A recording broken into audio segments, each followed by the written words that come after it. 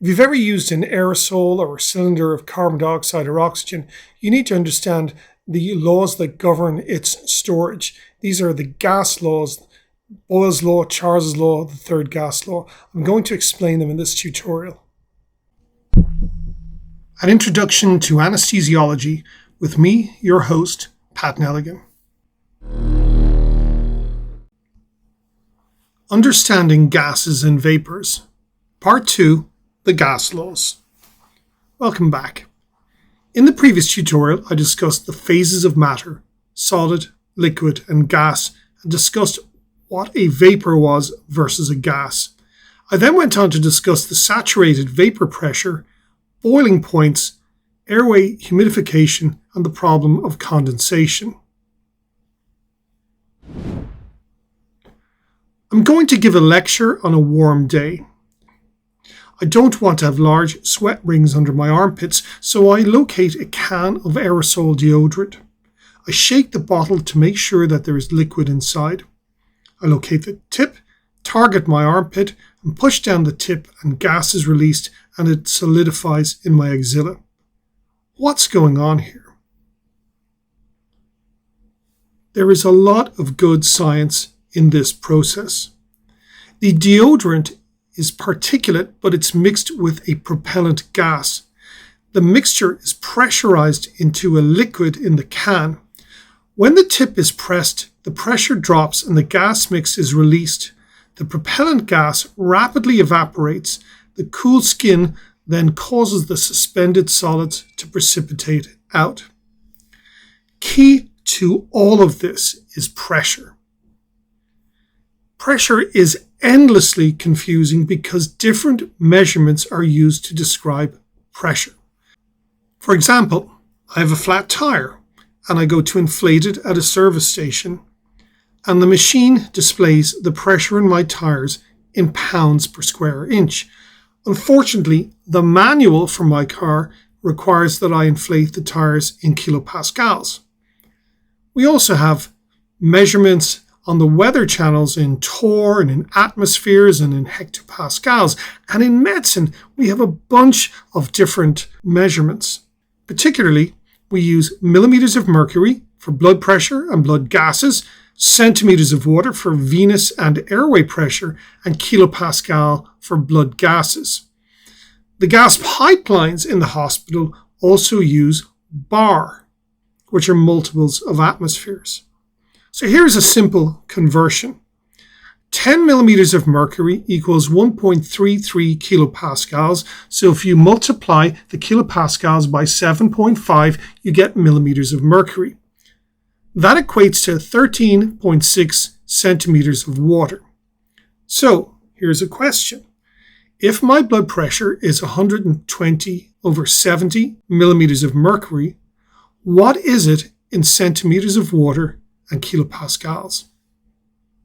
Pause for a moment and do the calculation. The answer is 160/95 centimeters of water, or 16/9.3 kilopascals. Now, a key thing to understand about gases is that they are susceptible to temperature and pressure. Any gas in existence can be turned into a liquid or a solid if the temperature falls sufficiently by cooling it. Gases can be liquefied by applying pressure, making the external pressure higher than the saturated vapor pressure.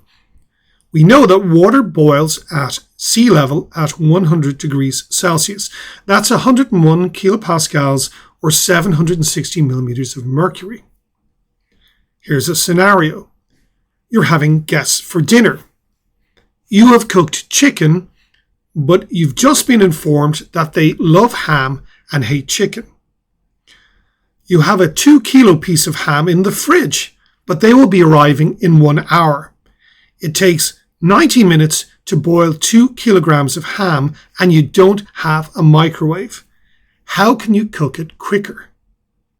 You can achieve this culinary sleight of hand by using one of these devices. This is a pressure cooker.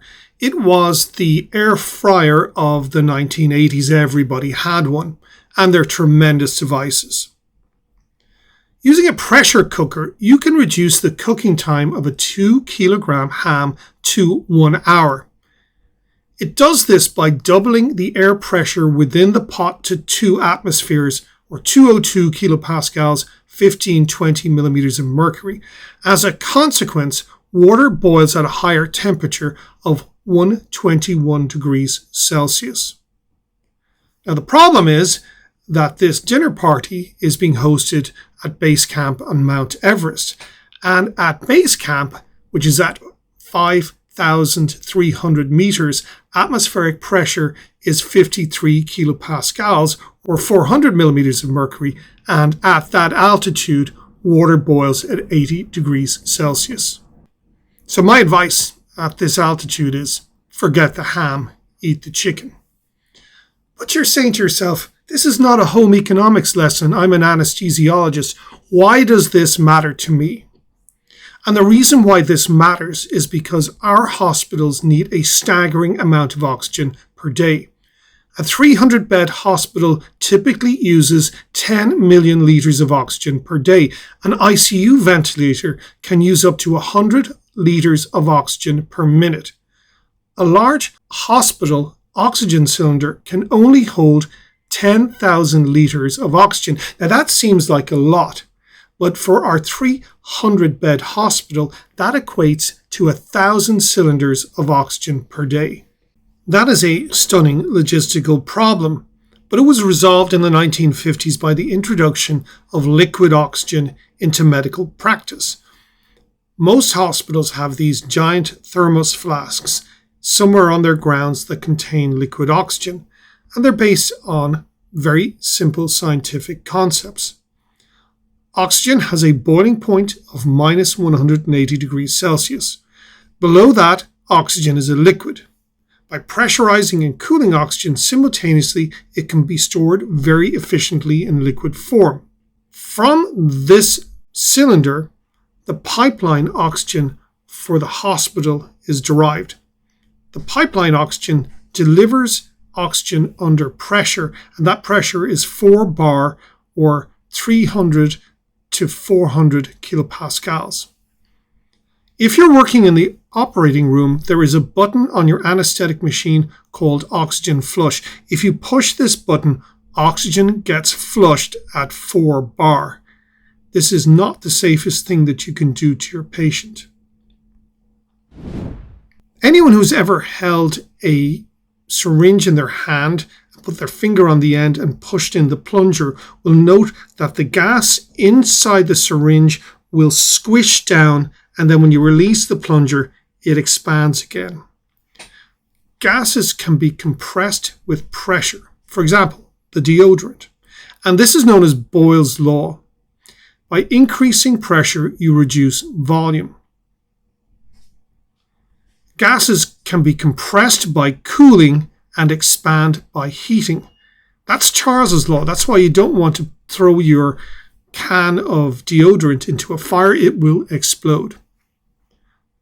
So the volume and amount of gas are directly proportional at constant temperature and pressure. Now there is a temperature above which a gas cannot be liquefied by temperature alone. For oxygen, that temperature, known as the critical temperature, is minus 118 degrees Celsius. That means that when you see a cylinder of oxygen in the hospital, that cylinder can only contain gaseous oxygen. It's pure gas. For carbon dioxide, it's 31 degrees Celsius. So you can store carbon dioxide, as we'll talk about later, as a liquid. The important thing about oxygen always being a gas when we're using it around the hospital in cylinders is that the pressure gauge on the oxygen cylinder indicates the volume. If the gauge says half full, the cylinder is half full.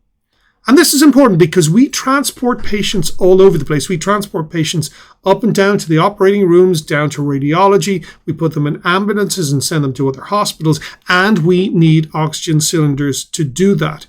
And it's imperative that if you're transporting a patient, you check how much oxygen is in the cylinder, and you can do this with confidence that if the gauge on the cylinder says that the cylinder is full, the cylinder is full. Now, one of the problems with oxygen is that there are different bottles with different colors all over the world. These days, the ISO standard for oxygen cylinders is white. The old standard in Europe and the UK was a black cylinder with a white cuff around the neck. In the United States, the cylinders are typically green or they're silver with a green cuff. I think this is the best color to have oxygen. Nothing else looks quite like it. Everything else is a bit confusing. Carbon dioxide is stored as a liquid. At normal room temperature, it remains a liquid, and I have a cylinder of carbon dioxide at home for my soda stream. This is to make soda water. But in a very hot place, it'll turn into a gas. So my soda stream cylinder will automatically release gas if the room gets too hot so it doesn't explode. But there's a curious thing on this cylinder. It says at the bottom that there are 60 litres in it. What does that actually mean? The SodaStream bottle weighs 750 grams when full and 320 grams when empty. That means the carbon dioxide liquid in the bottle weighs 430 grams. So how many litres of carbon dioxide are in the bottle when new? Let's work the problem. 1 mole of carbon dioxide has a molecular mass of 44. Carbon is 12 grams per mole, oxygen is 16 grams per mole, so that's 2 molecules of oxygen, that's 32, plus 12, that equals 44. 430 grams of carbon dioxide contains 430 divided by 44, or 9.77 moles of carbon dioxide. 1 mole of gas contains 22.4 litres. So if we multiply 22.4 by 9.77, we'll come up with the result of 220 litres of carbon dioxide in that SodaStream bottle.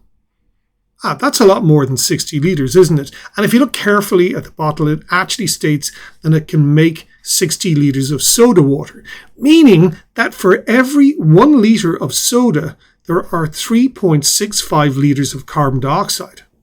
No wonder you belch. Nitrous oxide was introduced by Horace Wells in 1844. It was the first anesthetic gas. It's not a vapor.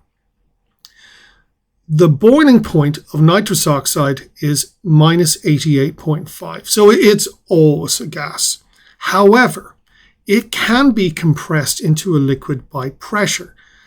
And when we have a cylinder of nitrous oxide, it's a liquid inside the cylinder, just like carbon dioxide. The critical temperature of nitrous oxide is plus 36.5 degrees Celsius, so it can be stored as a liquid in cylinders indoors and in temperate climates. But because the pressure gauge only measures the vapor pressure, you have absolutely no idea how much nitrous oxide is in the cylinder because it's principally liquid. How do you know how much nitrous oxide is actually available? Well, you do this by weighing the cylinder, just like carbon dioxide. If you know the weight of the cylinder when it's empty, the additional weight is nitrous oxide. For example, we calculate out that the weight of nitrous oxide in the cylinder is 2.5 kilos. And using the same calculation that we did before, we can now figure out how much nitrous is in the cylinder. Conveniently, nitrous oxide has the same molecular mass as carbon dioxide, 44 grams per mole, because it has 2 nitrogen at 14 grams per mole each, and 1 oxygen. 2 by 14 plus 16 is 44. Then we divide the total mass by the molecular mass, 2,500 grams by 44, and that gives us 57 moles total. We multiply 57 by 22.4, and that gives us the total amount of nitrous oxide in the cylinder, 1,272 litres. So this is a really useful calculation to do, and you might be asked this in an exam. Now let's review the tutorial. In this tutorial, we discussed the gas laws, Boyle's law, Charles's law, and the third gas law, and we looked at the relationship between pressure, volume, and temperature in gases, and I explained the critical temperature. We then went on to talk about oxygen storage and nitrous oxide storage. Next time, we're going to talk about Dalton's law of partial pressures. I'll see you then.